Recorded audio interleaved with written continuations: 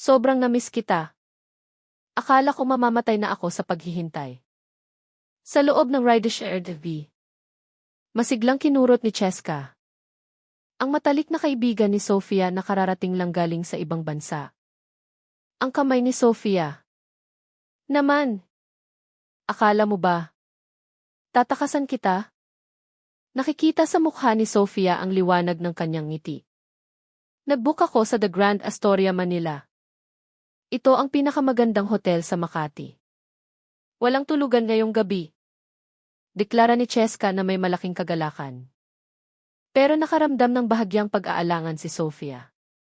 Ganoon pa rin talaga siya. Kailangan ba talaga sa ganoong kamahal na lugar?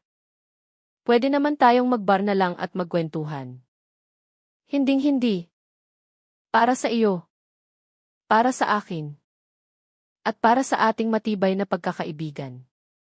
Kailangan ito ang pinakamaganda. Pilit na pagpipilit ni Cheska. Teka lang. Hindi ba't si Enzo ang susundo sa akin? Tanong ni Sofia habang bahagyang inayos ang buhok. Umalis siya kaninang umaga. Biglang may site visit daw na dumating. Sabi niya, babalik siya pagkatapos ng 3 araw. Akala mo ba? Sinasadya talaga? Nga. Nagmamadali siyang umalis at kinuha pa niya ang mas malaking EV natin. Yung mas madaling imaneho. Sabi niya, alagaan ko raw ng mabuti ang mga inaanak ko. Pagsingit ni Cheska na may bahagyang tampo. Alam mo na ang mga lalaki. Unahin lagi ang trabaho. Pero, tama na ang kwento tungkol sa kanya. Ikaw naman. Ikwento mo sa akin ang tungkol sa aking mga inaanak. May nakakatuwang nangyari ba? Nang marinig ang tungkol sa kanyang mga anak, biglang sumikat ang mukha ni Sofia. Hindi mo paniniwalaan kung gaano katalino si Miguel. Kagabi, itinago ni Enzo ang mga candy. At umakyat si Miguel sa upuan para hanapin iyon. Tapos, binigyan niya ng kalahati ang kapatid niyang si Niana. Nahuli ko silang dalawa na may mansa ng tsokolate sa mukha. At tumingin siya sa akin. Napakalinis ng tingin. At ginaya pa niya ang tatay niya. Ma! Nagbabahagi kami ng yaman. Napakaaga pa. Marunong nang magdiskarte. Kanino kaya nagmana? Ano sa tingin mo? Kumurbada ang mga mata ni Sofia na parang 2 buwan habang tumatawa at nagkukwento. Dahil sa kwentuhan, mabilis silang nakarating sa The Grand Astoria, Manila. Habang nag-check-in si Cheska sa front desk, si Sofia naman na nakatayo sa tabi niya, ay abala pa rin sa masayang kwento tungkol sa kanyang anak. Si Niana. Sobrang nahumaling ngayon sa pagpinta. Iniisip niya na ang lahat ng pader sa bahay ay kanyang personal na canvas. Magsasalita pa sana si Sofia kung paano ipininta ni Niana ang ama nito bilang isang higanting kalabasa. Nang biglang naputol ang boses ni Cheska. May biglang humawak sa kanyang braso ng mahigpit. Sofia! Tingnan mo doon. Nakatense ang boses ni Cheska. Lumingon si Sofia sa direksyon na itinuro ng kaibigan. Isang panoramic glass elevator ang dahan-dahang bumababa mula sa matataas na palapag. Sa loob ay may 2 tao. Isang lalaki at isang babae. Ang lalaki ay nakasuot ng gray polo shirt na siya mismo ang pumili para sa kanya. Ang profile ng mukha niya ay napakapamilyar. Nakaukit na sa kanyang alaala. Si Lorenzo iyon. O si Enzo. Nakaakbay ng marahan siya sa baywang ng isang bata pang babae. Yumuko siya para may ibulong sa tenga nito. May matamis siyang ngiti na matagal nang hindi nakikita ni Sofia. Ang babae naman. Tumawa ng malakas habang sumasandal sa kanyang yakap. Nahilo si Sofia. Kaninang umaga lang. Bago umalis ng bahay. Niyakap siya ni Enzo at sinabi kung gaano siya mamimiss sa kanyang work trip. Na biglang may importanteng proyekto na kailangan niyang puntahan. Nababalik siya sa loob ng 3 araw. Nakinuha niya ang 8th ng pamilya at kailangan siyang mag-rideshare kung lalabas siya. Para ligtas. Ang lahat ng matatamis na salitang iyon ay naging matatalim na tinik na tumusok sa kanyang dibdib. Ang ingay sa paligid niya ay tila nawala. Ang kwentuhan nila ng kaibigan. Ang katuwaan ng mga bata. Ang saya ng pagbabalik lahat ay nawala ng kulay sa isang iglap. Ang natira na lamang ay ang nakakatakot na eksena na nangyayari sa harap niya. Ding! Nakarating ang elevator sa ground floor. At dahan-dahang bumukas ang mga pinto. Lumabas si Enzo na yakap pa rin ang babae habang tumatawa. Pagkatapos, napatingin siya sa itaas at nakita niya si Sofia. Nagsalubong ang kanilang mga mata. Nanigas ang hangin. Ang ngiti sa mukha ni Enzo ay nabasag na parang yelo. Ang kamay niya na nakaikot sa baywang ng babae ay nanatiling nakabitin sa ere. Napako siya na parang tinamaan ng kidlat. Ang babae sa tabi niya, si Rhea, ay nagulat din nang makita si Sofia at Cheska. Ngunit sandali lang ang kanyang pagkalito. Mabilis siyang kumalma. Hindi lang siya bumitiw kay Enzo. Lalo pa siyang kumapit dito. Mahigpit niyang hinawakan ang braso nito. Tumingala si Rhea at tiningnan si Sofia mula ulo hanggang paa. Iyon ay ang walang hiyang tingin ng isang nanalo na sinusuri ang kanyang karibal. Hayop na lalaking yan. Nanginginig sa galit. Inalis ni Cheska ang sarili kay Sofia. Handang sumugod sa kanila. Pinigilan siya ni Sofia. Huwag. Ang boses niya ay mahina ngunit may matibay na paninindigan. Nang lumingon si Cheska, nakita niya ang mukha ng kaibigan na nakakatakot na kalmado.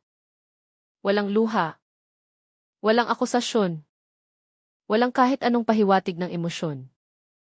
Tiningnan ni Sofia ang mag-asawa na para bang sila ay dalawang ganap na estranghero. Ang matinding kalmadong iyon ay mas nakakagulat kaysa sa anumang sigaw.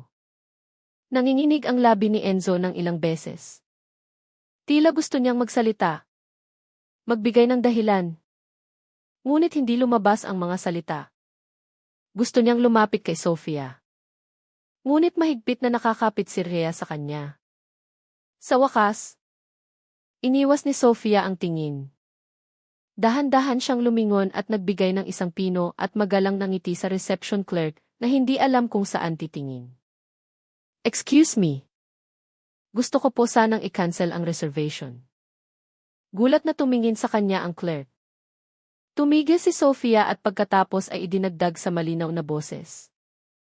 Iisip na lang kami ng ibang lugar. Mukhang madumi kasi rito. Pagkasabi nito, walang lingon-lingon. Hinawakan niya si Cheska na nagingit-ngit pa rin sa galit. At matigas na naglakad patungo sa labasan. Mula sa likuran, si Enzo, na nakawala na kay Rhea, ay tumakbo. Sofia! Sofia! Sandali! Pakinggan mo ako. May papaliwanag ko. Hindi ito ang iniisip mo. Hindi siya pinansin ni Sofia. Hindi siya nagpabagal ng lakad. Nagsimulang mag-vibrate ng malakas ang cellphone niya sa kanyang bag. Hindi na niya kailangan tingnan para malaman kung sino ito. Paglabas niya sa revolving door, tumama sa kanyang mata ang liwanag ng araw. Kalmado niyang kinuha ang kanyang telepono. Ang pangalang Lorenzo ay paulit-ulit na nag-flash sa screen. Tiningnan niya ito sandali.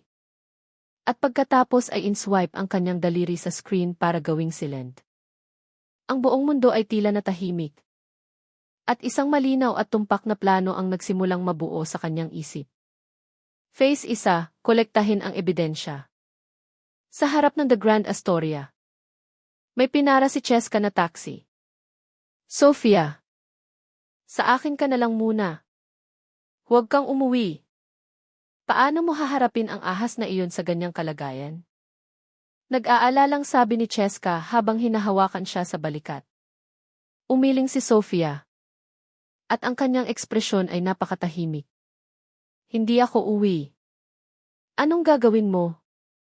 Makikipag-away ka sa kanya? Hindi kita pwedeng iwanan. Hindi ako makikipag-away. Binuksan ni Sofia ang pinto ng taxi at sumakay. Pagkatapos, lumingon siya kay Cheska. Cheska, mag-check-in ka na at kunin mo ang kwarto. Magpahinga ka. Tatawagan kita mamaya. Ang tono niya ay hindi nagpapahintulot ng pagtutol. Gusto pa sanang magsalita ni Cheska. Ngunit nang makita ang malinaw at matigas na tingin ng kanyang kaibigan, nilunok niya ang kanyang mga salita. CJ, mag-ingat ka. Tumawag ka kung may nangyari. Pupunta ako agad. Umalis ang taxi. Iniwan ang marangyang hotel. Sumandal si Sofia sa upuan at ipinikit ang kanyang mga mata. Tumigil ang pag-vibrate ng telepono. Sa halip, nagsimulang magbuhos ang mga mensahe sa WhatsApp. Sunod-sunod. Lahat galing kay Enzo. Sofia, nasaan ka? Please.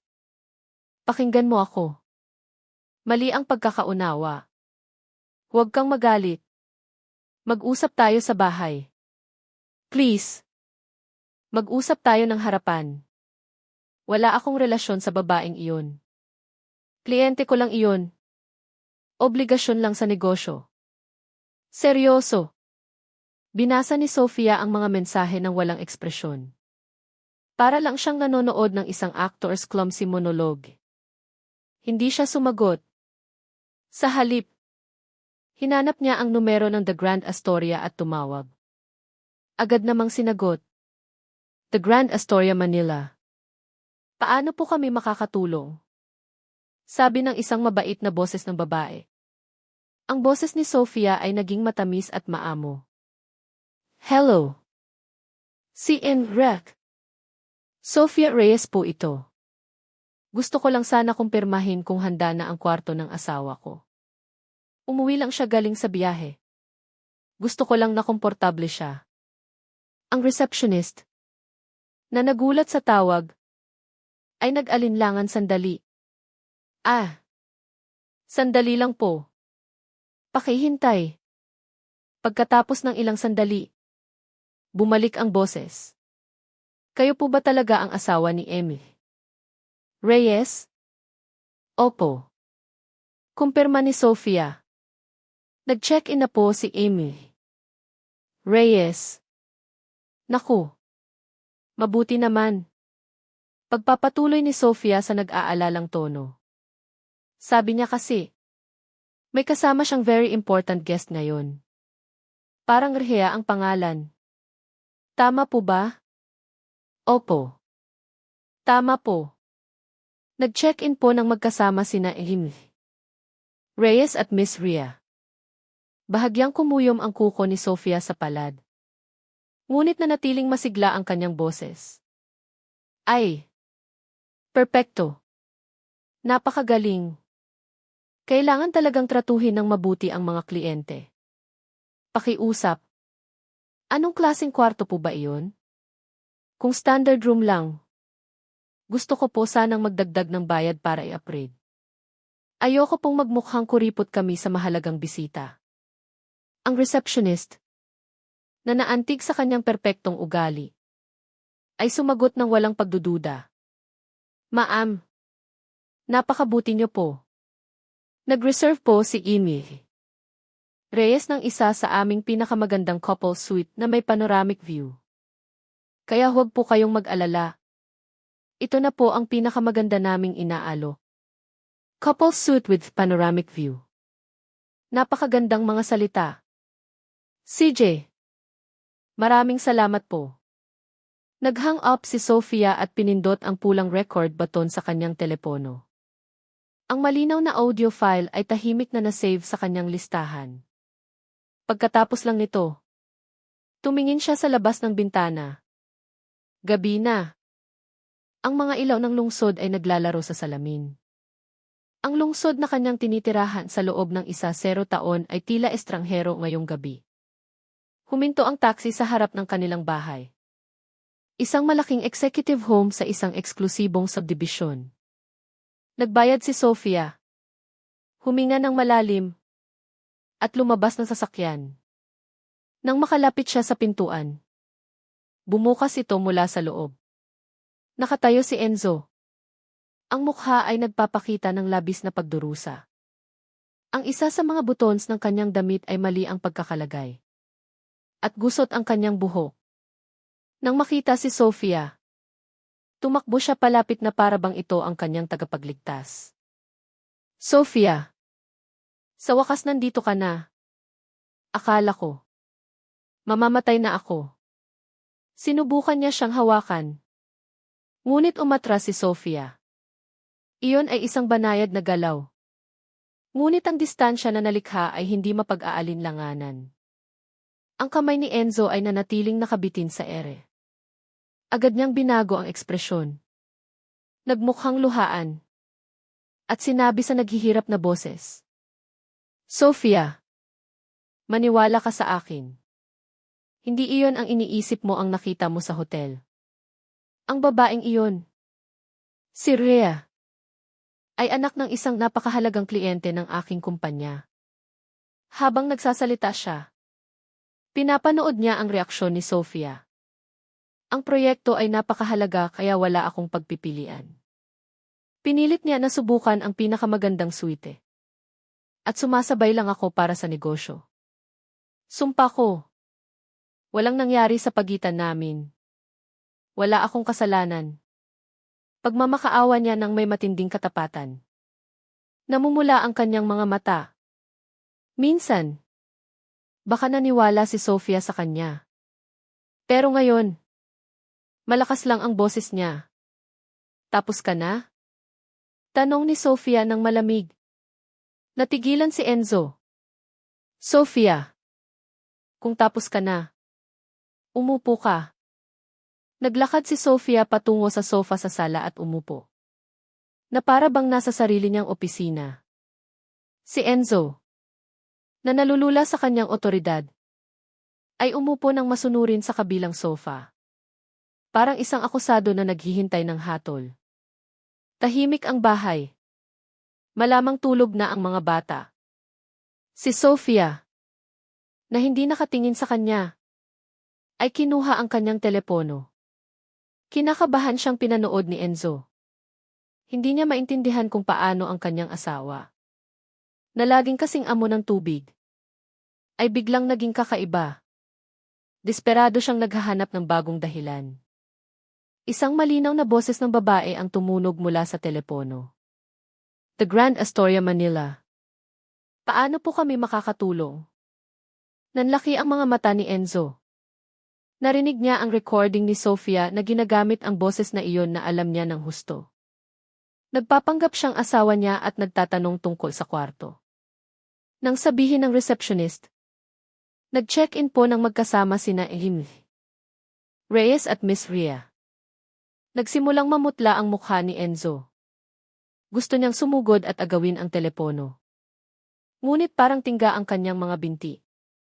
Nagpatuloy ang recording, anong klaseng kwarto po ba iyon? Reyes po ay nag-reserve ng isa sa aming pinakamagandang couple suite na may panoramic view. Nang tumunog ang huling mga salita ng malinaw, tuluyan nang nawala ang kulay sa mukha ni Enzo. Napaupo siya sa sofa, na para bang naubos ang lahat ng kanyang lakas. Ang lahat ng kanyang kasinungalingan at mga dahilan ay naging isang katawa-tawang biro sa harap ng recording na iyon. Pinawisan siya ng malamig. Pinahinto ni Sofia ang recording. Tumingala siya at tiningnan siya ng tahimik. Sa kanyang mga mata, walang galit o kalungkutan.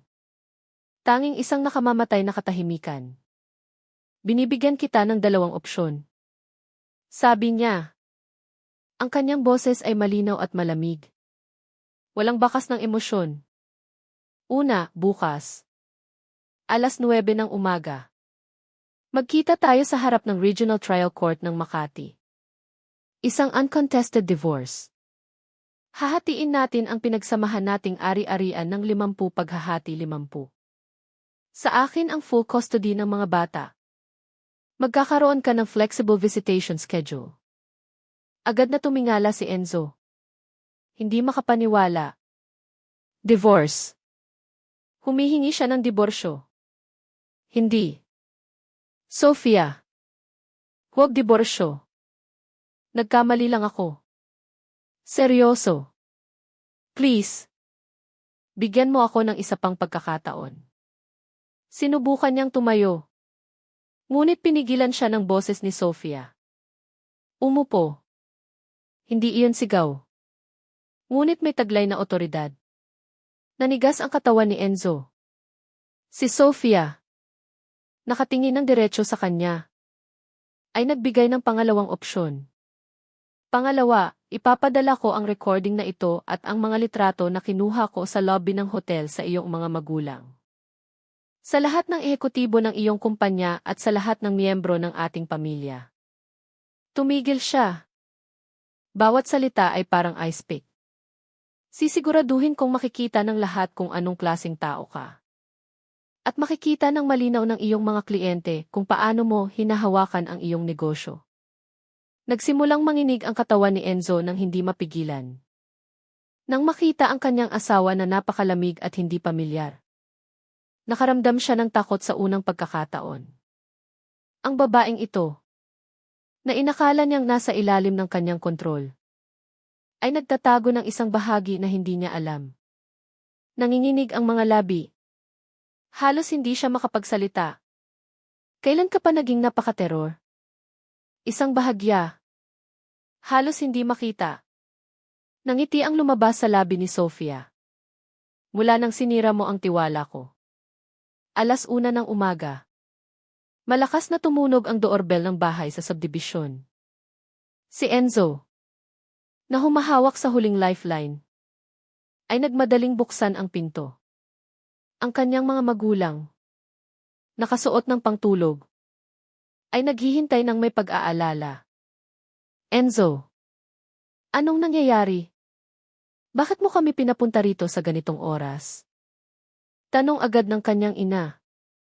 Dad. Ma. Tulungan niyo ako. Lumuhod si Enzo sa sahig. Ang kanyang acting ay karapat-dapat sa isang gawad-urian. Hindi ko alam kung anong nangyayari kay Sofia. Dahil lang sa kinausap ko ang isang kliyente para sa trabaho. Umuwi siya at humihingi ng diborsyo. Dad. Ma. Ilang taon na ba kami magkasama? May 2 kaming anak. Paano niya gustong tapusin ang lahat ng ganoon na lang? Anong mangyayari sa pamilyang ito? Ipininta niya ang sarili bilang isang lalaki na nagsakripisyo para sa pamilya. Nagtitiis ng kahihiyan sa trabaho. Para lang hindi maunawaan ng kanyang asawa. Nagsalubong ang kilay ng kanyang ama habang ang kanyang ina ay tumingin kay Sofia na bumababa sa hagdanan. Anak. Sofia. Anong nangyari? Maaayos ang lahat sa pamamagitan ng pag-uusap. Paano kayo napunta sa usapang diborsyo? Bago pa makapagsalita si Sofia, biglang kinindatan ni Enzo ang isang maliit na figura sa sulok. Napahinto sa paghikab. Lumapit si Miguel, ang kanyang 12-year-old na anak. Ma! Patawarin mo na si Dad. Sabi niya habang hinila ang damit ni Sofia. Sabi ni Lola, lahat ng lalaki ay nagkakamali. At kung alam ni Dad na nagkamali siya, mabuti pa rin siyang ama. Hindi natin pwedeng mawala si Dad sa bahay. Ito ay mga ideya na walang dudang itinanim ni Enzo sa kanya. Nasaktan ang puso ni Sofia nang makita ang kanyang anak na namanipula. Bago siya makasagot, bumukas ang isa pang pinto. Tumakbo si Niana. 10 taong gulang, na nakasuot ng birthday pajamas. Nagalit na galit. Miguel. Anong sinasabi mo? Si Dad ang nagkamali. Pinagtaksilan niya si Mama. Tumakbo siya kay Sofia at niyakap ang kanyang binti. Tiningnan ang kanyang kapatid ng masama. Kung may ginawa kang mali, dapat harapin mo ang kahihinatnan. Sabi ng teacher ko, kapag nagkamali, kailangan mong panindigan at tanggapin ang parusa. Anong alam mo? Ganting sabi ni Miguel. Namumula sa galit. Si Dad ang kumikita para sa bahay na ito. Kung wala siya, saan tayo titira? Anong kakainin natin? Sa tingin mo, makakapunta ka pa sa mamahalin mong art classes. Si Dad ang kumikita. Pero si Mama, binigay niya ang lahat sa bahay na ito. Kung wala siya, sa tingin mo ba, magkakaroon tayo ng masarap na pagkain at malinis na damit araw-araw? Si Dad lang ang nagbigay ng pera. Pero si Mama ang nagbigay ng pagmamahal. Nagsimulang magtalo ng mainit ang dalawang bata sa harap ng buong pamilya. Tumigas ang mukha ng ama ni Enzo. Tama na. Kayong dalawa. Sigaw niya. Honey. Pakiusap. Mga bata lang sila. Huwag mo silang takutin. Namagitan ang kanyang ina. Sofia. Ikaw ang magkwento. Mahal. Anong eksaktong nangyari? Pinakalma ni Sofia ang kanyang anak na babae sa pamamagitan ng paghaplos sa likod nito. Pagkatapos, tumingin siya ng tahimik sa kanyang mga biyenan. Hindi siya nakipag-away o umiyak. Kinuha lang niya ang kanyang telepono at sa harap ng lahat, ipinatugtog muli ang recording. Reyes po ay nag-reserve ng isa sa aming pinakamagandang couple suite na may panoramic view. Ang malinaw na boses ng babae ay umalinggaw sa tahimik na sala. Bawat salita ay parang sampal sa namumutlang mukha ni Enzo. Hindi niya inakala na magiging ganoon kakalma si Sofia. Nang matapos ang recording, pinatay ni Sofia ang telepono. At para lang siyang nagpepresenta ng isang report.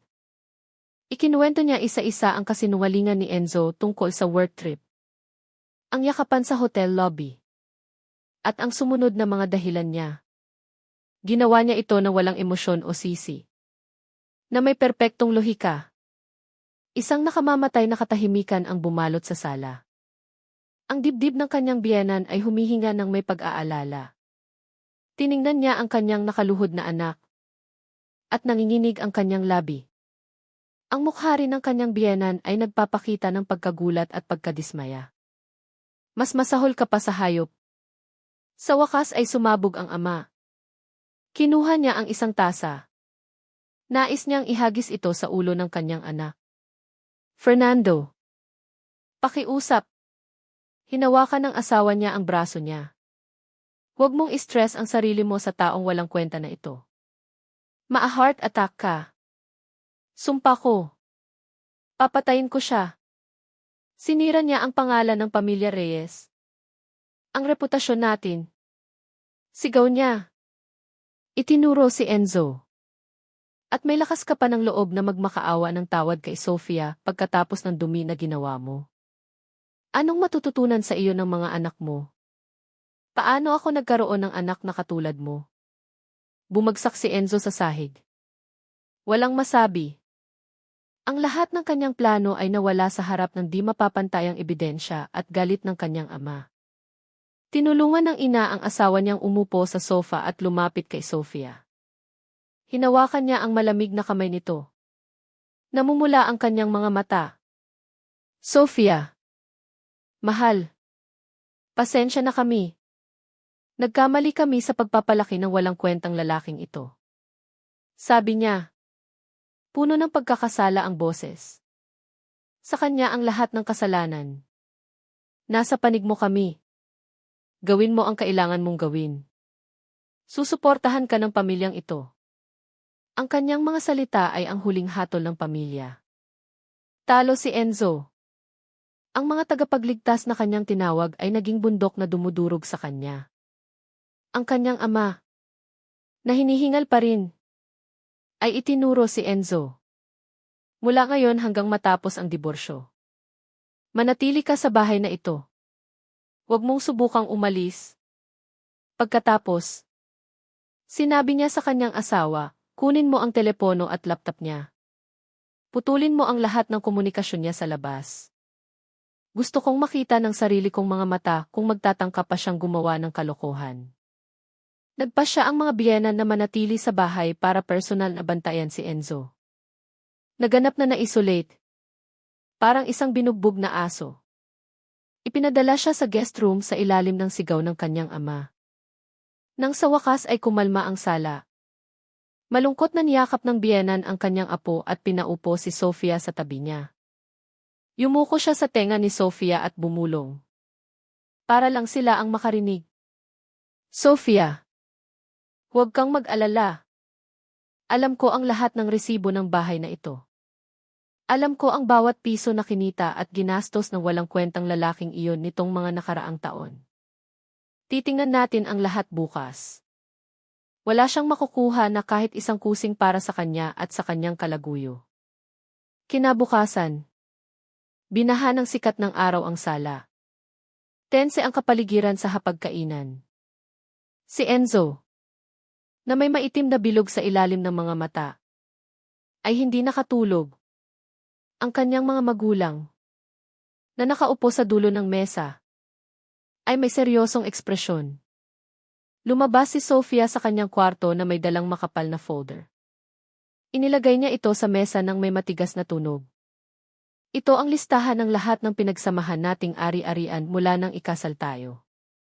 Kinuha niya ang isang tumpok ng papel at inilipat ito sa gitna ng mesa. Kinuha ni Enzo ang listahan at sa unang tingin, nahilo siya. Ito ay detalyado. Nakakatakot na detalyado. Kasama rito ang kanilang 3 apartment. Ang 2 kotse. Ang pangalan ng bangko at numero ng account ng lahat ng malalaking deposito. Ang pangalan at halaga ng bawat financial product. At maging ang petsa ng pagbili. Code.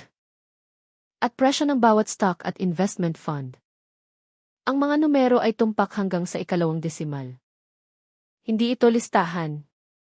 Ito ay isang lambat. Nagsimulang pawisan ang kamay ni Enzo. Ang ilang pondo na inilihis niya at inakalang perpektong nakatago ay lumabas dito ng may kabuang kalinawan. Kinuha ng kanyang ama ang listahan. Sinuri ito. At tumawa ng malamig. Tingnan mo ito. Tingnan mo kung paano pinamahalaan ni Sofia ang bahay na ito. At ikaw? Anong ginawa mo? Ang kanyang ina. Nang makita ang listahan, ay lalo pang naawa sa kanyang manugang. Sofia, napakarami mong trabaho dito. Tungkulin ko po. Ma. Kalmadong sagot ni Sofia. Tiningnan niya si Enzo. Suriin mo. Kung walang problema, ibabatay natin ang paghahati sa kabuuang halaga ng listahang ito. Kung sumasang-ayon ka, makakatipid tayo ng maraming abala. Mabilis na umikot ang isip ni Enzo. Binaliktad niya ang mga pahina. Basang-basa ng malamig na pawis ang likod.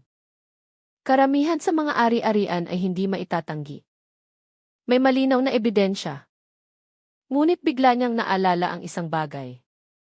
At isang maliit na kislap ng pag-asa ang sumiklab. May isang ari-arian na nawawala sa listahang iyon. Isang maliit na rental condo sa Makati na palihim niyang binili sa pamamagitan ng bonus sa proyekto 2 taon na ang nakakaraan. Walang nakakaalam tungkol dito. At tumaas ng husto ang halaga nito. Kung hindi alam ni Sofia, maaari niyang itago ang huling safety caution na iyon. Pinigilan niya ang malakas na tibok ng kanyang puso. Nagpanggap siyang masusing sinuri ang listahan. At sa wakas ay tumango. Tiningnan ko na. Walang problema. Sabi niya. Tuyo ang kanyang bibig. Tahimik siyang pinanood ni Sofia hanggang matapos siya. Pagkatapos, marahan niyang kinatok ang kanyang mga daliri sa mesa. Ang rental condo sa Ayala Avenue. Unit 702. Building 3. 68 Tibin. Bawat salita ni Sofia ay nagdagdag ng kulay sa pamumutla ng mukha ni Enzo.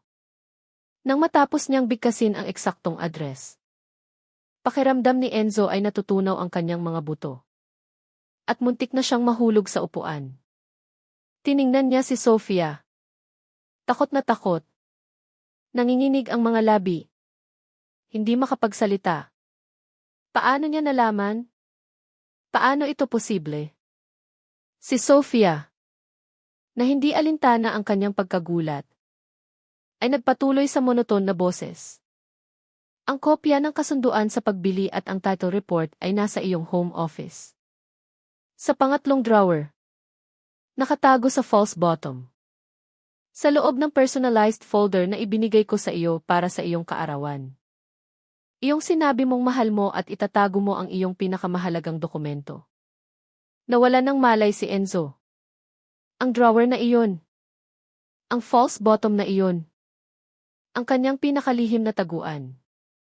Ang lahat ng kanyang mga sekreto ay naibunyag na sa babaeng ito sa loob ng mahabang panahon. Hindi lang na hindi niya alam. Hinayaan lang niya itong magtago. Isang takot na hindi niya pa nararamdaman kailanman ang dumaloy sa kanyang katawan. Naintindihan niya noon na ang lahat ng kanyang nakaraang panlilinlang ay parang laro lang ng bata sa mata ni Sofia. Basang-basa ng pawis ang likod ni Enzo. Tiningnan niya si Sofia na para bang nakikita niya ito sa unang pagkakataon. Kung mayroon kang anumang pagtutol sa listahang ito. Ang tono ni Sofia ay nanatiling walang emosyon. Wala akong problema na pag-usapan ito sa korte. Tumigil siya at nagbigay ng huling dago. Naaalala ko ang bawat deposito na mayroon tayo sa panahon ng ating kasal. Kasama na. Siyempre. Ang black money na mahirap arehistro sa libro. Ang mga salitang black money ay sumabog sa tenga ni Enzo na parang kulob. Tumingala siya ng matalim na may ekspresyon ng matinding takot. Ang mga suhol para makakuha ng proyekto.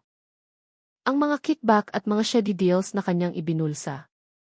Kung lalabas ang lahat ng iyon sa isang paglilitis at mag-trigger ng tax inspection. Hindi maiisip ang mga kahihinatnan. Hindi na lang ito tungkol sa diborsyo at paghahati ng ari-arian. Ito ay magiging kanyang panlipunang pagkasira at maaari pa siyang makulong. Naintindihan ni Enzo ang lahat. Ang uncontested divorce. Ang mapayapang paghahati ito ang pinakamalaking kabutihan na ibinigay sa kanya ni Sofia. Wala na siyang espasyo para makipagnegosasyon. Sumasang-ayon ako. Nahirapan niyang bigkasin. Naramdaman niya na nawawala ang lahat ng kanyang lakas. Sumasang-ayon ako sa lahat ng iyong kondisyon. Kinuha ni Sofia ang mga papel sa mesa at ibinalik sa folder. Mabuti. Sabi niya. Tumayo. Binibigyan kita ng 3 araw. Ayusin mo ang relasyon mo kay Miss Rhea at lumayas ka sa paningin ko ng tuluyan. Pagkasabi nito, naghanda siyang umalis ng kwarto. Si Enzo. Nakaupo sa sofa na may nawawalang tingin. Parang isang manikang walang kaluluwa. Talo siya. Isang ganap na pagkatalo. Nang umalis si Sofia sa kwarto. Nag-vibrate ng bahagya ang kanyang telepono. Hindi ito tawag. Ito ay isang text message mula sa isang hindi kilalang numero. Ang nilalaman ay napakaikli. Kung makaranas ka ng anumang kahirapan sa bank proceedings, huwag kang mag-atubiling makipag-ugnayan sa akin. Tumigil sandali si Sofia. Sino ito? Sino ang nagmamasid sa lahat mula sa anino? Inaasahan maging ang kanyang susunod na mga balakid. Tiningnan niya ang kasunduan na pinirmahan ni Enzo at itinago ito. Hindi siya nakaramdam ng saya o tagumpay. Nagsisimula pa lang ang lahat. Kahit na napirmahan na ang kasunduan sa diborsyo. Ang paghahati ng ari-arian ang tunay na laban. Alam niya si Enzo. Hindi niya basta-basta bibitawan ang itinuturing niyang kanya. Sa ngayon, hindi niya mapag-iisipan ang pinagmulan ng mensahe. Ang pinakaapurahan ay siguruhin ang sa kanya at sa kanyang mga anak. Kinabukasan, mag-isang pumunta si Sofia sa bangko. Kailangan niyang humingi ng preventive freeze sa pinagsamahan nilang ari-arian. Ito ay isang paraan para mapigilan si Enzo na ilihis o gastusin ang pinagsamahan nilang yaman habang naghihintay ng desisyon sa diborsyo. Kumuha siya ng numero at umupo. Client is 37. Window 3. Pakiusap. Tumayo si Sofia at pumunta sa preferred service window. Sa loob. Isang lalaki na nasa 30 na may gold-rimmed glasses at perpektong suklay na buhok. Ang naghihintay sa kanya. Ang kanyang badge ay may nakasulat na David Rodriguez. Client Manager. Hello. Magandang umaga. Nandito ako para sa isang transaksyon. Inabot ni Sofia ang kanyang driver's license at isang kopya ng family record. Inayos ni Emily Rodriguez ang kanyang salamin at kinuha ang mga dokumento ng walang interes. Anong transaksyon ang gusto niyo pong gawin? Ang tono niya ay may bahagyang ere ng pagmamataas. Gusto ko pong humingi ng freeze sa ilang joint account na nakapangalan sa akin at sa asawa ko. Si Lorenzo Reyes. Tumaas ang kilay ng manager. Tiningnan niya si Sofia ng mas malapit. Isang freeze sa account? Tumawa siya ng bahagya. Enrique Reyes. Hindi po ito simpleng proseso. Napakalawak na dokumentasyon ang kinakailangan. Dinala ko po. Inabot ni Sofia sa kanya ang isa pang folder na may legal na ulat mula sa kanyang abogado at mga dokumento na nagpapatunay na nagsisimula na ang proseso ng diborsyo. Sinuri ni Emily Rodriguez ang mga papel ng napakabagal. Nakakunot ang noo at umiling. Na para bang naghahanap ng dahilan. Pagkatapos ng halos 10 minuto, ibinalik niya ang folder. Patawad po. Ma'am. Hindi namin ito mapoproseso. Ang Certificate of Family Mediation na inisyu ng korte ay nawawala. Itinuro niya ang isang sulok ng dokumento ng may kumpletong katiyakan. Nagsalubong ang kilay ni Sofia. Rodriguez. Ayon sa bank regulations, ang key documents para sa procedure na ito ay ang ulat ng abogado at ang patunay ng proseso ng diborsyo. Ang mga dokumento na ipinakita ko ay sumusunod sa lahat ng kinakailangan. Ang certificate na binanggit ninyo ay hindi mandatory. Bago siya pumunta, kumonsulta siya sa isang ekspertong abogado at alam niya ng perpekto ang proseso. Ang mukha ng manager ay nagpakita ng malinaw na pagkadismaya. Hindi niya inaasahan na ang isang tila masunuring homemaker ay napakaraming alam. Iba ang regulasyon. Iba ang realidad. Sabi niya. Sumandal sa kanyang upuan at pinagsalikop ang kanyang mga braso. Sa bangkong ito, may sarili kaming internal risk management guidelines. At kung sinabi kong kailangan iyon, kailangan iyon. Kung wala ang certificate na iyon, wala kaming magagawa ngayon. Ang kanyang saloobin ay matigas. Agad na naintindihan ni Sofia na hindi ito problema sa proseso. May sadyang humaharang sa proseso. Mabilis kumilos si Enzo. Alam niya kung anong gagawin ni Sofia. At gumamit siya ng koneksyon para bumili ng oras. Naiintindihan ko. Hindi na nakipagtalo si Sofia. Kinuha niya ang kanyang mga dokumento at tumayo.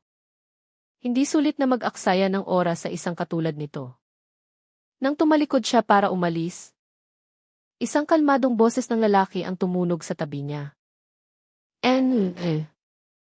Rodriguez. Mukhang abala ka yata. Lumingon si Sofia.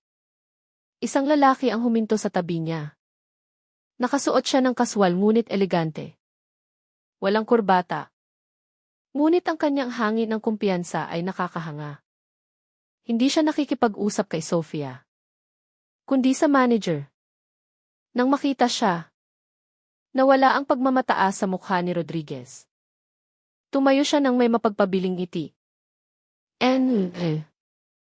Buena Vista. Anong nagdala sa iyo rito? Kung nagpaalam ka lang, lalabas sana ako para salubungin ka ng personal. Yumuko siya ng halos 70 degrees.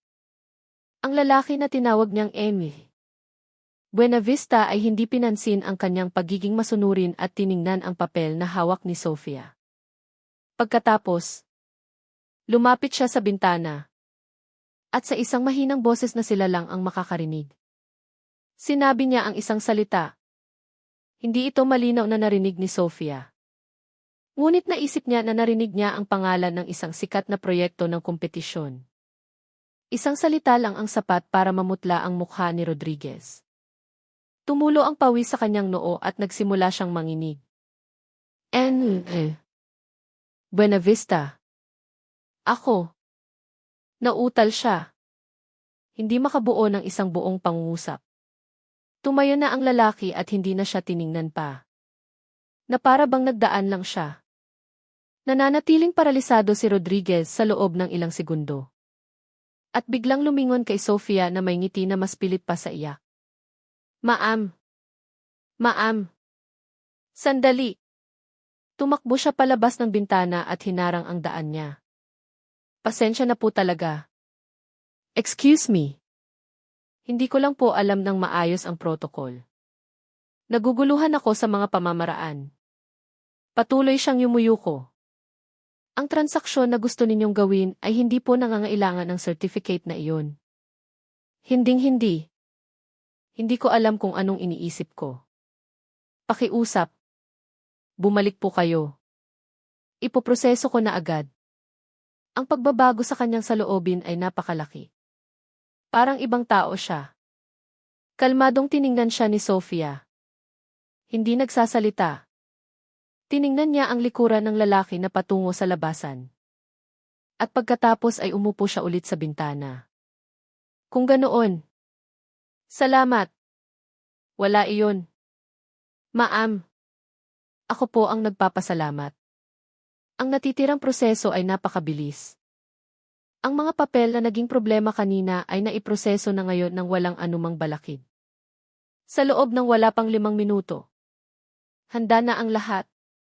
Ma'am. Ayos na po ang lahat. Na-apply na po ang inyong mga kahilingan. Magalang niyang iniabot sa kanya ang resibo. Sinuri ito ni Sofia. Kinumpirma na maayos ang lahat. Nagpasalamat. At umalis. Paglabas niya sa bangko. Nakita niya ulit ang lalaki sa hagdanan ng pasukan. Nakatingin siya sa kanyang telepono na para bang may hinihintay. Humugot si Sofia ng malalim na hininga at lumapit sa kanya. Sir. Salamat po para sa araw na ito. Sabi niya ng taos puso. Tumingala ang lalaki. Nakilala siya. At bahagyang umiti. Wala iyon. Hindi ko lang sinasadya na marinig. Tumigil siya at idinagdag. Ang Lorenzo Reyes na iyon ay walang magandang reputasyon sa aming sektor. Nagulat si Sofia. Talaga? Kilala mo si Enzo? Sa anumang kaso? Pinahahalagahan ko po talaga ang inyong tulong. Ngumiti ang lalaki at kinuha ang isang business card mula sa kanyang bulsa. Ito ay isang simpleng disenyo. Isang pangalan at numero ng telepono sa isang puting background. Elias Buenavista. Kung mayroon ka pang katulad na problema, tawagan mo lang ako. Kinuha ni Sofia ang card. Sino ang lalaking ito? Tila alam niya ang maraming bagay tungkol kay Enzo. Salamat. Itinago niya ang card. Tumango si Elias at naglakad patungo sa isang itim na sedan na naghihintay sa gilid ng kalsada. Sumakay siya sa kotse at nawala na sa traffic. Nakatayo si Sofia. Nag-iisip. Nakatingin sa card. Noon. Nag-vibrate ang kanyang telepono. Ito ay isang WhatsApp mula kay Cheska. Breaking news. Nalaman ko lang sa isang contact na ang pinakamalaking kompetisyon ng kumpanya ni Enzo, yung nagnanakaw ng lahat ng proyekto niya, ay Vance Group Holdings. At sabi nila, ang apelyido ng Sihi ay Buenavista. Nanlaki ang mata ni Sofia. Tiningnan niya ulit ang pangalan sa card. Elias Buenavista. Siya ba ang Sihi ng Vance Group Holdings? At kung ganoon, bakit siya tumutulong sa kanya? Ang ika-negatibo 70 kaarawan ng ama ni Enzo. Si Emily Fernando Reyes ay isang malaking kaganapan ng pamilya. Dahil sila ay isang pamilya na may pangalan sa lungsod. Ginanap ang handaan sa ballroom ng isang 5-star hotel. Puno ang lugar at masigla ang kapaligiran. Bago magsimula ang party, sa isang pribadong kwarto, Nagmamakaawa si Enzo kay Sofia. Halos nakaluhod na. Sofia. Pakiusap. Ipinapakiusap ko sa iyo. Kaarawan ng aking ama ngayon. Lahat ng darating ay pamilya at kasosyo sa negosyo. Hinawakan niya ang kanyang braso ng may kaawa-awang boses. Huwag muna tayong mag-away ngayon. Okay. Sa loob lang ng isang araw. Iligtas mo ang reputasyon ng aking ama at ng ating pamilya. Magpanggap tayo na masaya tayong mag-asawa. Tulad ng dati. Pagkatapos ng party, gagawin ko ang lahat ng sasabihin mo. Kahit ano. Malamig siyang tiningnan ni Sofia. Magpanggap. Magpanggap. Para sa aking tatay. Gawin mo para sa kanya. CJ. Sumang-ayon si Sofia. Laking gulat ni Enzo. Tuwang-tuwa siya. Ngunit inalis ni Sofia ang sarili mula sa kanyang hawak. Ang kanyang boses ay walang init. Ito na ang huling pagkakataon. At huwag mo akong hawakan. Ang ngiti ni Enzo ay nanigas sandali. Ngunit tumango siya agad. Okay. Okay. Hindi kita hahawakan. Hanggat nakikipagtulungan siya. Magiging maayos ang lahat. Nagsimula ang handaan. Si Sofia, na nakasuot ng eleganteng damit at may perpektong ngiti, ay lumabas sa braso ni Enzo. Naglakad siya ng tuwid ang likod, na para bang walang nangyari. Magkasama silang nagtuost sa kanilang mga biyenan at tumanggap ng pagbati mula sa mga kamag-anak. Ang ganda pa rin tingnan ni na Enzo at Sofia. Napakainit pa rin ang kanilang pagmamahalan. Tiyak. Si Sofia ay isang mahusay na manugang. Inaalagaan ang bahay at napakaganda. Nang marinig ang mga papuring iyon, lumaki ang ego ni Enzo. Nagsimula siyang mag-isip na baka bumalik pa ang lahat sa dati. Baka kung gusto ni Sofia, maaari pa nilang iligtas ang kanilang kasal. Nang nasa kasagsagan ang party, biglang bumukas ang pinto ng ballroom. Isang babae na nakasuot ng puting damit ang lumitaw sa pintuan. Si Rhea iyon. Napakakapal ang makeup niya. Ngunit may bahid ng awa. At may hawak siyang isang maingat na nakabalot na regalo. Biglang tumigil ang bulong-bulungan sa ballroom. Lahat ng mata ay nakatuon sa hindi inaasahang bisita. Tuluyan nang nawala ang ngiti sa mukha ni Enzo. Hindi niya kailanman inakala na maglalakas loob si Rhea na magpakita doon. Hindi pinansin ni Rhea ang lahat ng tingin. Ang mga mata niya ay para lang kay Enzo, na nakaupo sa main table. Naglakad siya ng diretso patungo dito. Malinaw ang kanyang layunin, ipahayag ang kanilang relasyon sa pinakamahalagang setting at wala nang kawalaan si Enzo. Sweetheart. Lumapit siya. Ang boses niya ay mahina ngunit puno ng mapanuksong pagpuna. Narinig ko na kaarawan pala ng tatay mo. At pumunta ako para batiin siya. Bakit hindi mo sinabi sa akin? Natatakot ka ba na istorbohin kita? Habang nagsasalita siya, sinubukan niyang hawakan ang kabilang braso ni Enzo na para bang karapat-dapat siya. Isang soap opera level drama ang malapit nang mangyari sa harap ng lahat. Ang mga tingin ng mga kamag-anak ay naging makahulugan. Nagsimula ang bulungan. Ang mukha ng ama ni Enzo ay maitim na. Ang kanyang biyenan ay kinakabahan at nahihiya. Hindi alam kung anong gagawin. Si Enzo, na nagpanik. Maputla na parang multo. Gusto niyang itulak si Rhea. Ngunit hindi niya kayang gumawa ng eksena. Tiningnan niya si Sofia nang may mapag-alalang mga mata. Umaasa na tulad ng dati. Ililigtas niya ang sitwasyon para sa pamilya. Inaasahan ng lahat na sasabog si Sofia. Nababaligtarin ang mesa. Nakakalmutin ang kabit. Ngunit ang ngiti sa mukha ni Sofia ay hindi nagbago. Binitawan pa nga niya ang braso ni Enzo at tumayo. Lumapit siya kay Rhea nang may dignidad. Sa pagkagulat ng lahat, mabait niyang kinuha ang kamay ni Rhea. Miss Rhea. Tama ba? Masaya akong dumating ka. Nanigas si Rhea. Hindi kasama sa kanyang script ang reaksyon na iyon. Halika. Huwag ka na lang tumayo. Umupo ka. Masiglang inakay ni Sofia si Rhea sa gitna ng main table. Sa pagitan ng kanyang biyenan at ni Enzo. Pagkatapos, lumapit siya sa Master of Ceremonies at natural na kinuha ang mikropono. Ang kanyang malinaw na boses ay umalinggaw sa buong ballroom. Mga minamahal na bisita, pamilya at kaibigan. Sandali lang po ng inyong atensyon. Tumahimik ang ballroom. Ngumiti si Sofia. Sinuri ang kwarto. At sa wakas, itinutok ang kanyang tingin sa naguguluhan pa ring si Rhea. Sinusulit ko po ang napaka-espesyal na araw na ito. Ang ika-negatibo 70 kaarawan ng aking biyenan. Gusto kong magbahagi ng isang napakasayang balita sa inyong lahat. Tumigil siya at inilagay ang isang kamay sa balikat ni Rhea. Formal ko pong ipakikilala ang magandang babaeng ito. Si Miss Rhea. Siya po ang tunay na pag-ibig na natagpuan ng aking asawa. Si Lorenzo. Sa labas ng aming tahanan. Ang kanyang soulmate. Isang bulong ang tumakbo sa ballroom. Namutla ang mukha ni Rhea. Sinubukan niyang kumawala. Ngunit mahigpit siyang hinawakan ni Sofia. Si Enzo ay hindi lang maputla. Nanginginig siya mula ulo hanggang paa. Malapit nang himatayin.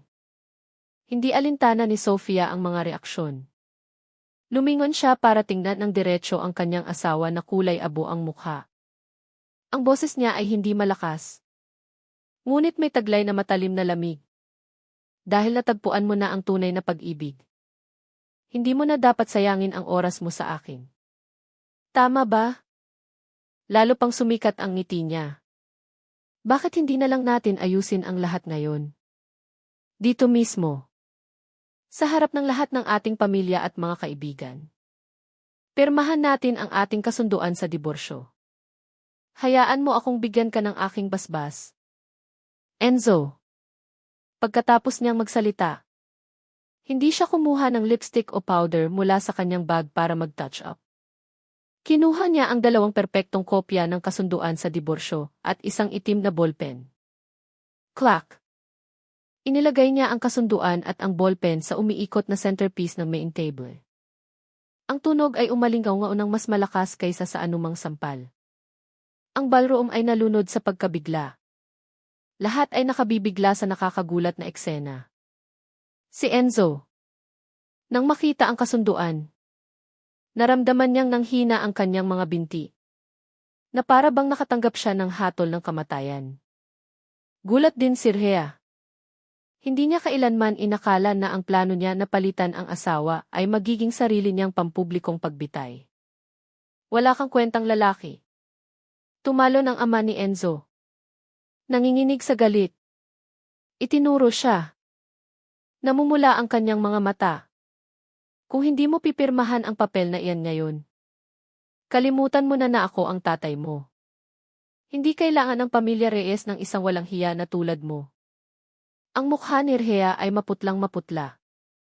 Naintindihan niya sa wakas na hindi siya ang nagpahina sa pamilya. Siya lang ang kutsilyo na ginamit ni Sofia para saksakin si Enzo sa pinakamahina niyang punto. Nakaupo sa mesa ng mga bata. Pinanood ni Miguel ang kanyang ina sa entablado. Napakatalino at makapangyarihan. Na may napakakomplikadong tingin. Natapos ang gulo sa party ng kaarawan ng si Enzo. Sa ilalim ng galit na tingin ng kanyang ama at ng lahat ng naroroon, ay pumirma sa dokumento ng nanginginig ang kamay. Kinuha ni Sofia ang kanyang kopya ng kasunduan at umalis sa nakakasuklam na lugar na iyon nang hindi lumilingon. Pagkatapos ng ilang araw, nakatanggap si Sofia ng tawag mula sa guro ni Miguel. Ang boses ng guro ay mahigpit. Kayo ba ang nanay ni Miguel Reyes? Gusto ko po sanang makipag-usap sa inyo tungkol sa kanyang pag-uugali sa paaralan. Opo. Ako po. Guro. Kamakailan. Nagkakalat ng tsismis sa paaralan tungkol sa inyong pamilya. Hindi ko alam kung alam ninyo. Ngunit ipinagyayabang ni Miguel sa kanyang mga kaklase na papalitan siya ng kanyang ama ng isang bago. Mas bata. Mas maganda na ina. At sinasabi niya na ang kanyang ina ay isang walang kwentang taong itinapon. Ang mga salitang ito ay nagkakaroon ng napakamasamang impluwensya sa ibang mga mag-aaral. Mayroon ng mga komprontasyon. At nagsimula na siyang i-exclude ng ibang mga bata. Inaanyayahan ko po kayong pumunta sa paaralan. Kailangan nating seryosong harapin ang bagay na ito. Naiintindihan ko. Guro. Papunta na ako. Pagkatapos mag-hang up, ipinikit ni Sofia ang kanyang mga mata at huminga ng malalim. Ang brainwashing ni Enzo sa kanilang anak ay mas matindi kaysa sa inakala niya. Sa paaralan, nakita ni Sofia ang kanyang anak sa teacher's lounge. Nakatayo si Miguel ng matigas ang lieg at may galit na tingin. Nang makita siya, tiningnan niya siya ng patagilid. Hindi siya sinaway ni Sofia sa harap ng guro. Kalmado lang siyang nagsalita. Salamat po. Guro. Maaari po ba kaming iwanan muna ninyong dalawa? Sige po.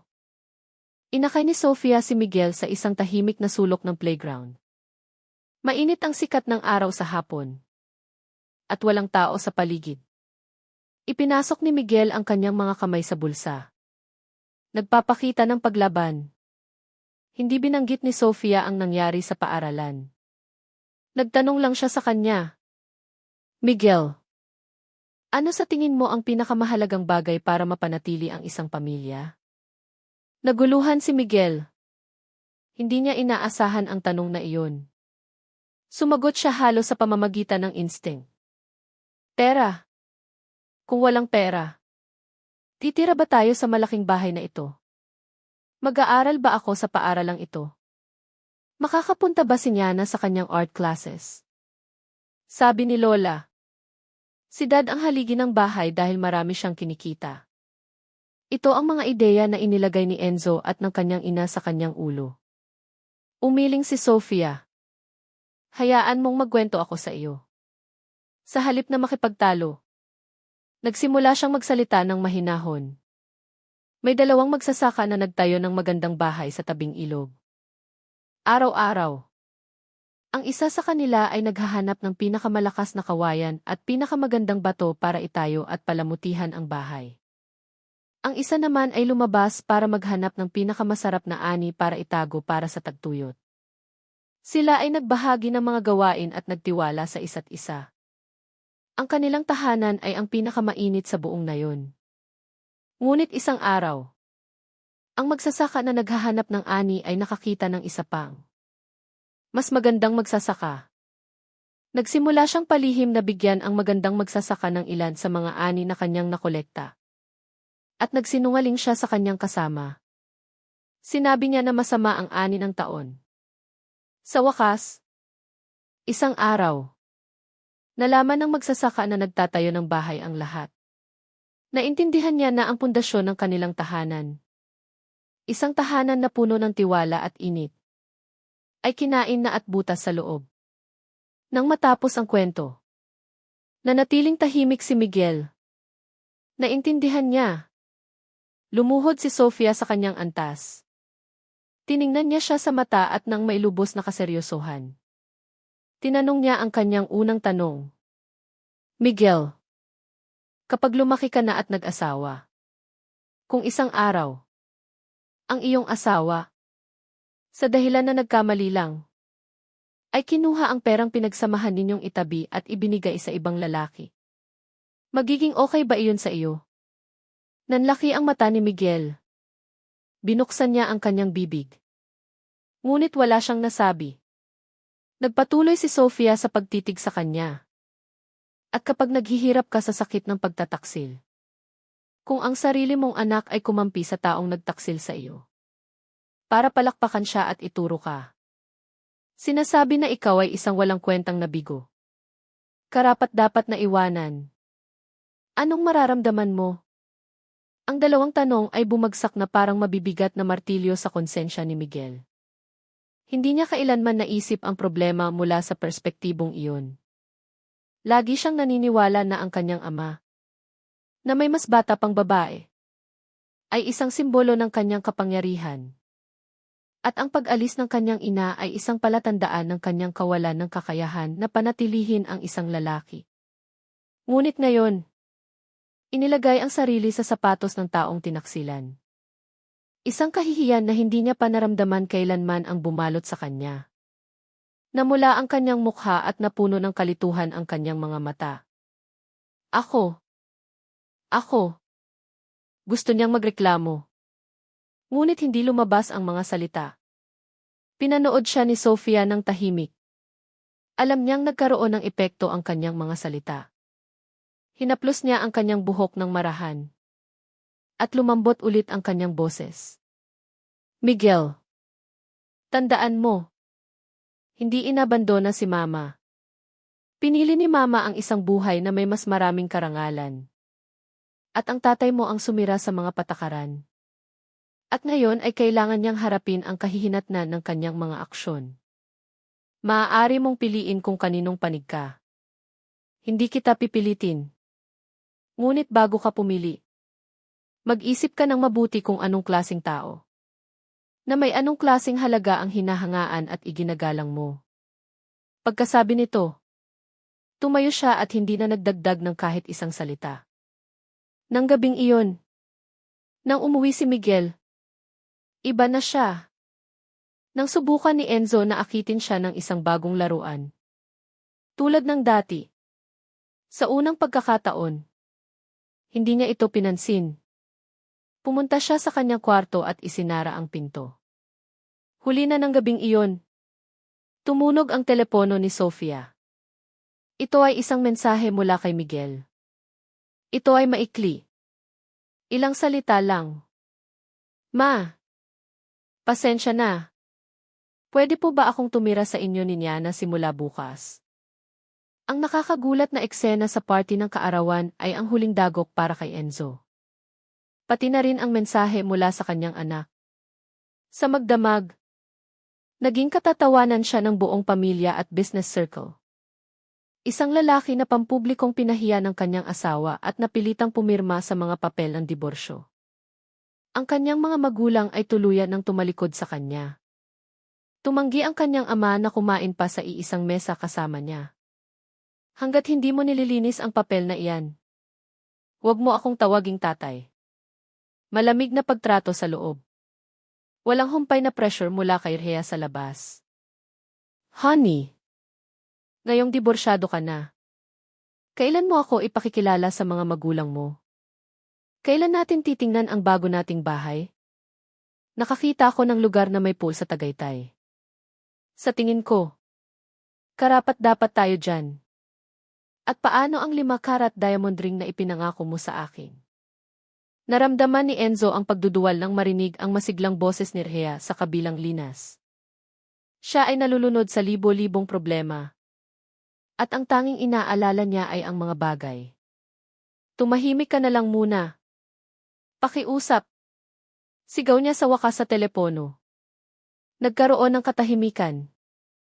Nasinundan ng tampong pag-iyak ni Rhea. Sinigawan mo ako. Enzo. Huwag mong kalimutan. Kung hindi dahil sa akin, hindi ka magdedesisyon na diborsyuhin si Sofia. Ako ang iyong tunay na pag-ibig ngayon. Paano mo ako trinetrato ng ganito? Ibinalibag ni Enzo ang telepono sa dingding. Nabasag ang screen. Tunay na pag-ibig. Nakita niya na ngayon ng malinaw.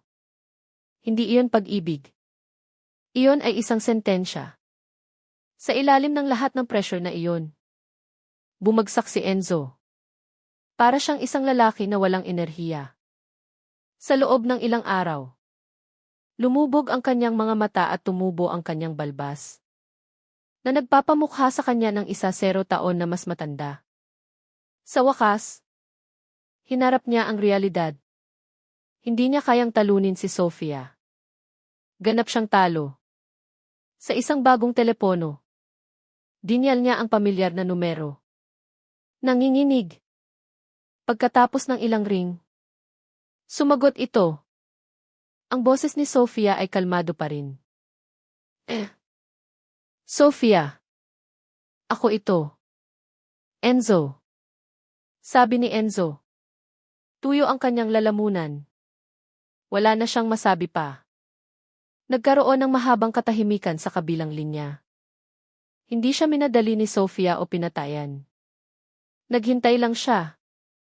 Ang katahimikan na iyon ay mas nakakahiya para kay Enzo kaysa sa anumang panlalait. Humugot siya ng malalim na hininga at sa lahat ng kanyang lakas. Nagawa niyang sabihin.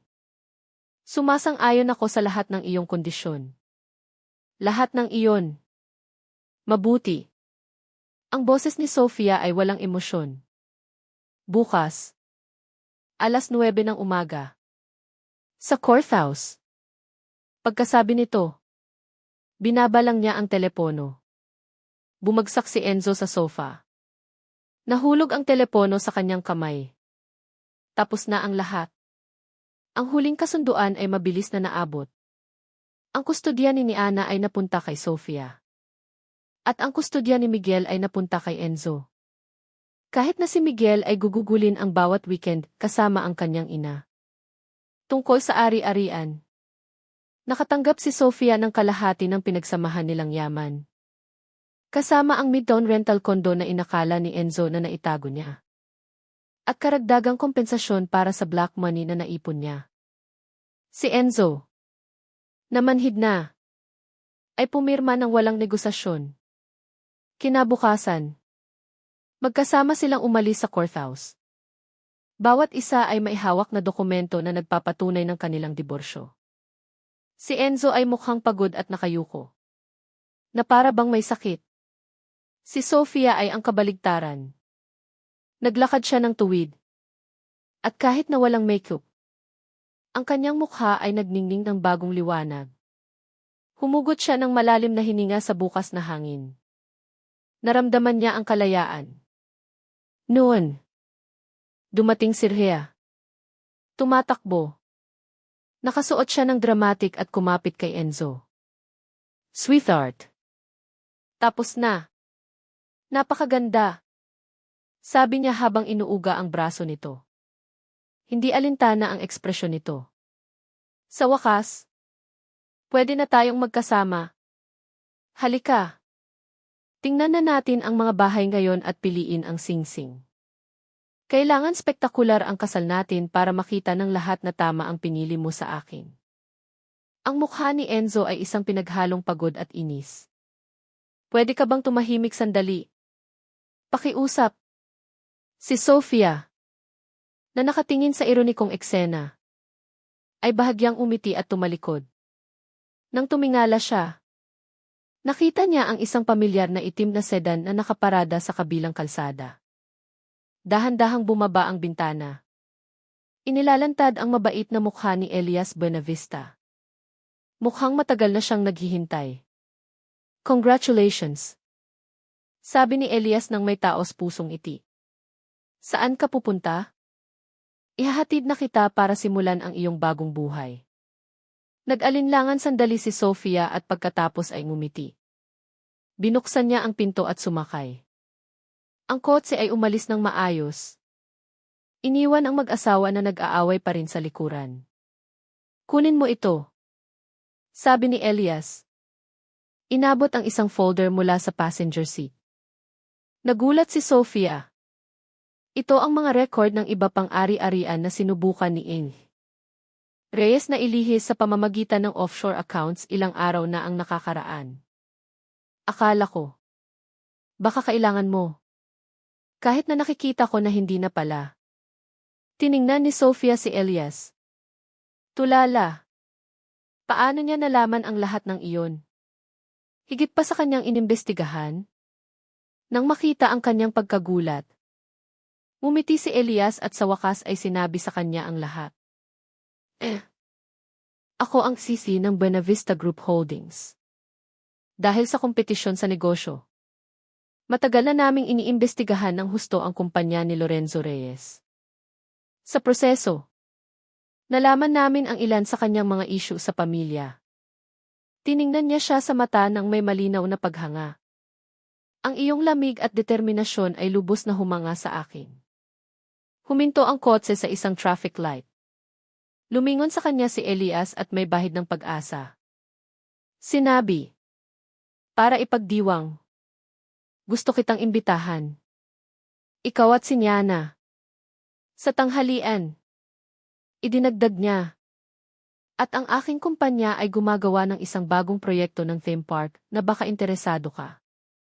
Pagkatapos ng ilang buwan, lumipat si Sofia at Nyana sa isang bagong bahay na may maliit na hardin.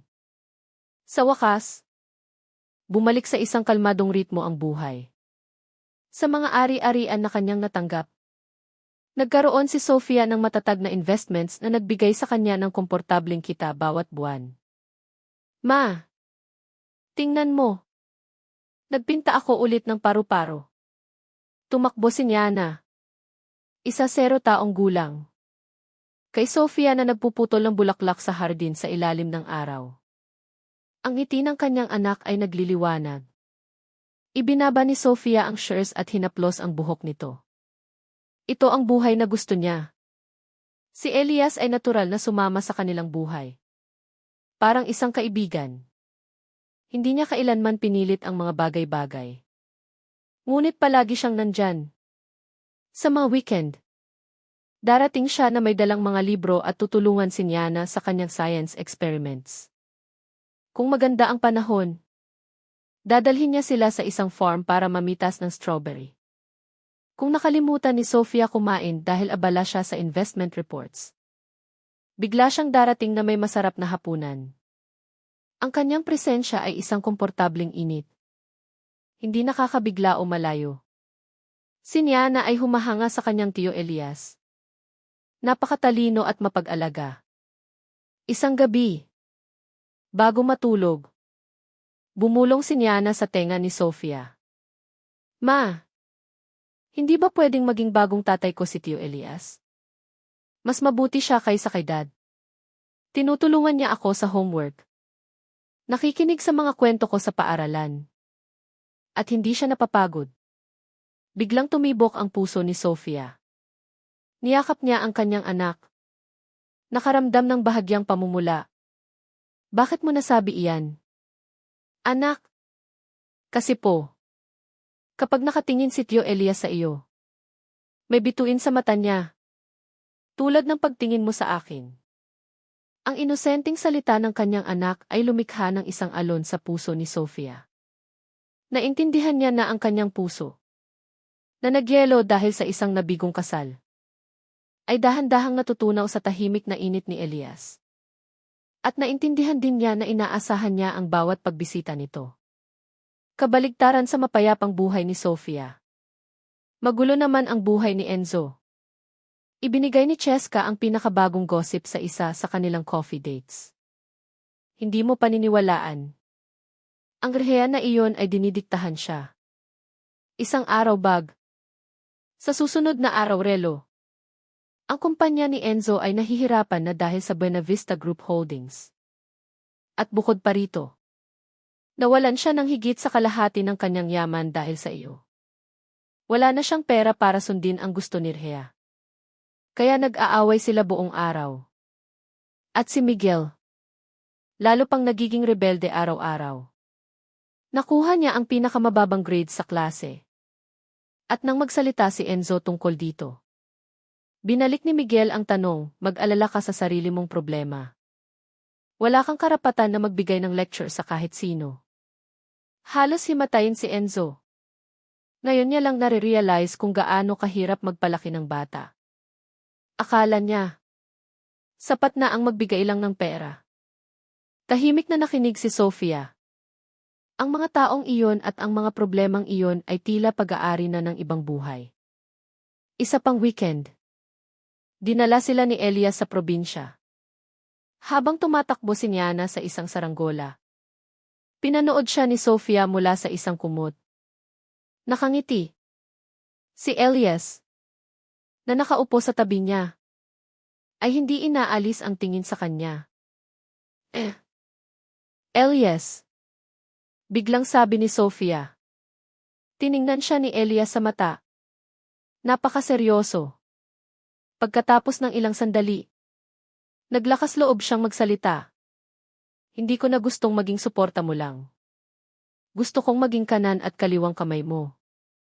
Ang iyong life partner. Hahayaan mo ba ako? Ang boses niya ay kalmado at taos puso. Tumigil ang puso ni Sofia sandali. Hindi siya sumagot. Ngunit ang pamumula sa kanyang mga pisngi at ang di maikakailang kaligayahan sa kanyang mga mata ang nagsabi ng lahat. Sa perpektong sandaling iyon, isang ring ng cellphone ang sumira sa mahika. Si Enzo iyon. Nag-alinlangan si Sofia ngunit sinagot.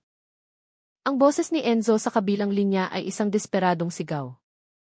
Puno ng luha. Sofia. Pakiusap. Tulungan mo ako. Si Miguel. Nawawala si Miguel. Tumalon si Sofia. Anong nangyari? Magpaliwanag ka. Nag-away kami tungkol sa kanyang grades. Nagbitaw ako ng ilang salita. At tumakbo siya palabas ng bahay. Sumisigaw na hindi na niya kaya. Hindi niya kinuha ang telepono niya. Hinahanap ko siya sa buong hapon. At wala siya. Sigurado akong sa iyo siya pumunta. Ikaw na lang ang pinakikinggan niya ngayon. Alam kong sinaktan mo siya. Ang tono niya ay isang pinaghalong galit at pagbabato ng kasalanan. Naramdaman ni Sofia na hindi na sulit makipagtalo. Huwag kang aalis sa bahay. Sabi niya at binaba ang telepono. Si Elias. Nang makita ang paghihirap ni Sofia, ay tumayo at lumapit sa kanya. Nang walang tanong, kinuha niya ang kanyang kamay, na malamig sa tensyon. Magiging okay ang lahat. Matatag niyang sinabi. Nakatingin sa kanyang mga mata. Sasama ako sa iyo. Kailangan nating isara ng maayos ang nakaraan para simulan ng tunay ang hinaharap. Tiningnan siya ni Sofia. At ang pagkabalisa sa kanyang puso ay himalang kumalma. Tumango siya ng matatag. Nang walang anumang salita, kinuha ni Elias ang kanyang kamay at sa kabilang kamay. Binuhat niya si Niana. Niana, hanapin natin ang kuya mo. Namimiss niya tayo. Mabilis na kinuha ng tatlo ang lahat ng gamit at sumakay sa kotse. Mabilis na tumakbo ang sasakyan sa gabi. Ngunit ang isip ni Sofia ay mas mabilis. Nakarating sila sa komunidad ni Sofia sa loob ng maikling panahon. Sa malayo, sa ilalim ng isang street lamp, nakita nila ang isang maliit na figura na nakakuyakoy sa tabi ng isang halamanan. Nakasubsob ang ulo sa pagitan ng kanyang mga tuhod. Si Miguel iyan. Bago pa man ganap na huminto ang kotse, inalis ni Sofia ang kanyang seatbelt at tumakbo palabas. Miguel. Nang marinig ang kanyang boses, biglang tumingala ang maliit na figura. Ang kanyang mukha ay may mansa ng luha. At namumugto ang kanyang mga mata. Nang makita ang kanyang ina, humagulgol siya. Tumalon siya mula sa halamanan at natumba sa kanyang mga bisig. Ma! Ayaw ko na pong bumalik sa bahay na iyon. Humagulgol siya. Nanginginig. Lagi na lang nag-aaway ang babaeng iyon at si Dad. Nagbabato sila ng gamit. Sumisigaw sila. Si Dad.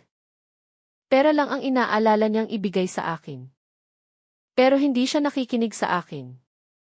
At sinabi ng babaeng iyon na nakakagulo ako. At dahil masama ang grades ko. Sinabi ni Dad na wala akong kwenta. Na isa akong nabigo. Tulad mo. Bawat salita ay isang saksak sa puso ni Sofia. Niyakap niya siya ng mahigpit. Hinahaplos ang kanyang likod. Okay lang. Miguel. Tapos na. Nandito na si Mama. Wala nang gagalit sa iyo ng ganoon.